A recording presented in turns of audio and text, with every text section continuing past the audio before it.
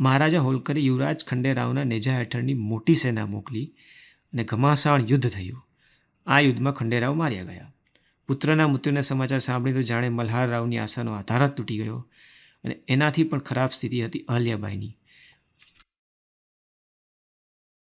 હજુ તો લગ્ન થયે 9 વર્ષ જ થયા હતા. ઉંમર પણ એટલી નહોતી કે આ વજ્રપાતને સરળતાથી સહન કરી શકાય. એ સમયે સતી થવાનો રિવાજ હતો, એટલે પોતાના પતિ સાથે અહલ્યાબાઈએ પણ અગ્નિસ્નાન કરીને સતી થવાનો નિર્ણય લીધો. મલ્હારરાવે જ્યારે આ સમાચાર સાંભળ્યા ત્યારે એમના ચિત્ત પર ચિંતાનું ભૂત સવાર થઈ ગયું. એમણે સમજાવ્યું કે સતી થવાનો સાચો અર્થ એ છે કે પોતાના પતિ યશ અને ગૌરવ વધારવામાં આવે. માનવ જીવન ઈશ્વરે આપેલી ભેટ છે, એને વધારે ઉજ્જવળ અને ઉત્કૃષ્ટ બનાવવું જોઈએ. એટલા માટે તારે આદર્શ સતી ધર્મ નિભાવવો જોઈએ. વાત સાચી હતી. અહલ્યાબાઈએ પરિસ્થિતિઓની ગંભીરતા જોઈને સસરાની સલાહ માની લીધા. એ સમયે મહારાજ હોલકર જ રાજકાજ સંભાળતા હતા અને અહલ્યાબાઈને શિક્ષણ આપતા હતા, કારણ કે ભવિષ્યમાં એને જ રાજસત્તા સંભાળવાની હતી. ખંડેરાવનો પુત્ર તો હજુ નાનો હતો. થોડા સમય પછી મલ્હારરાવ ઉત્તર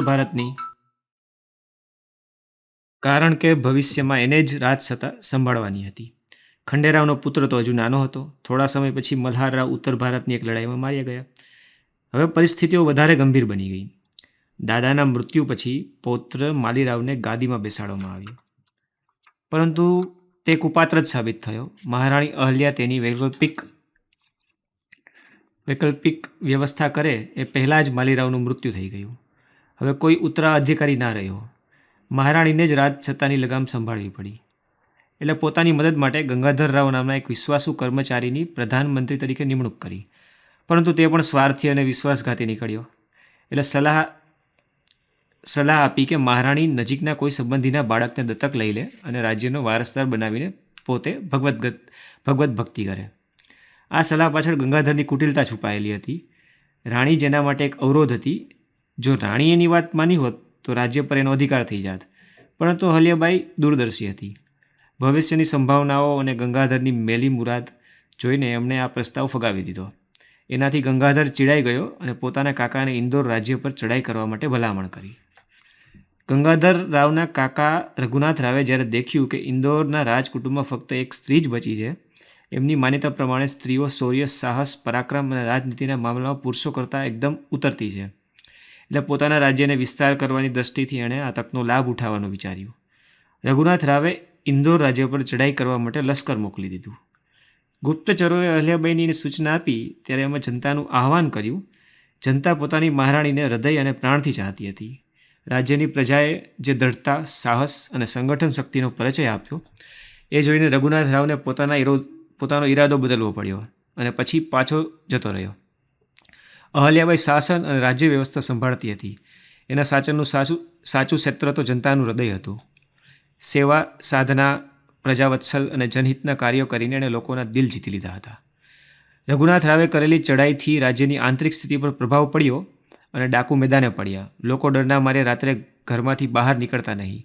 અહલ્યાબાઈ જનતાનું હૃદય જીતીને જે વિશ્વાસ મેળવ્યો હતો તે તૂટવા લાગ્યો. અહલ્યાબાઈની ચિંતા વધી ગઈ. એવા સમયમાં એણે એક મહત્ત્વનો નિર્ણય લીધો. એમણે જાહેરાત કરી કે જે વ્યક્તિ ચોર ડાકુનો અત્યાચાર બંધ કરશે એને પોતાની બેટી મુક્તાબાઈ સાથે પરણાવશે. આ જાહેરાત અને નિર્ણયથી એમની ભવિષ્યની સમસ્યાઓનો ઉકેલ શોધી કાઢ્યો. એક તો જમાઈ શોધ કે જે રાજ્યનો કોઈ ઉત્તરાધિકારી યુવરાજ નહોતો, એટલે એ વાત તો નિશ્ચિત હતી કે રાણી એને જ રાજ્ય સોંપશે. આ કારણે મુક્તાબાઈનો વિવાહ કેટલાય રાજનૈતિક ષડયંત્રનું કેન્દ્ર બની શકતો હતો. બીજાઓ ઉતારા અધિકારીઓ યોગ્યતાની કસોટી પર ખરી શકાતો હતો. શરૂઆતમાં આ જવાબદારી સંભાળવા કોઈ આગળ આવ્યું નહીં. થોડા દિવસો પછી યશવંતરાવ નામના એક સાહસિક યુવકે આ બેડું ઉઠાવ્યું અને બહાદુરીની કામ કરી બતાવ્યું. અહલ્યાબાઈએ પોતાની જાહેરાત પ્રમાણે એક યુવક સાથે મુક્તાબાઈનું લગ્ન કરી દીધું. રાણીને એક વિશ્વાસુ સહયોગી અને યોગ્ય વારસદાર મળ્યો, પરંતુ તે વધારે દિવસ રહી શક્યો નહીં. દુર્ભાગ્યે એમની બેટી અને જમાઈને ઝૂંટવી લીધા. આટલું બધું થવા છતાં પણ અહલ્યાબાઈએ પોતાનું કાર્ય અને સાહસ છોડ્યું નહીં. તે કુશળતા સાથે રાજકાજ ચલાવવા લાગી. એમણે રાજ્યની વ્યવસ્થામાં કેટલાય સુધારા કર્યા. લોકોને સરળતાથી જીવન જરૂરિયાતની ચીજો મળી શકે એ માટે કાયદા બનાવ્યા. રસ્તો, ન્યાય મળે એ માટે વ્યવસ્થા કરી. લોક કલ્યાણના અનેક કાર્યો કર્યા. વ્યક્તિગત અને માનવીય દૃષ્ટિકોણથી જેટલો ઉદાર, સહૃદય અને લાગણીશીલ હતી, કર્તવ્ય અને શાસન વ્યવસ્થા જેટલી જ કઠોર, નિષ્પક્ષ અને દ્રઢ સ્વભાવની હતી. જ્યારે વારસદાસનો પ્રશ્ન ઉઠ્યો ત્યારે લોકોને લાગ્યું કે કાં તો તે પોતાના પિતૃકુટુંબમાંથી કોઈ વ્યક્તિને ચૂંટશે અથવા રાજકુટુંબ સાથે સંકળાયેલી કોઈ વ્યક્તિને.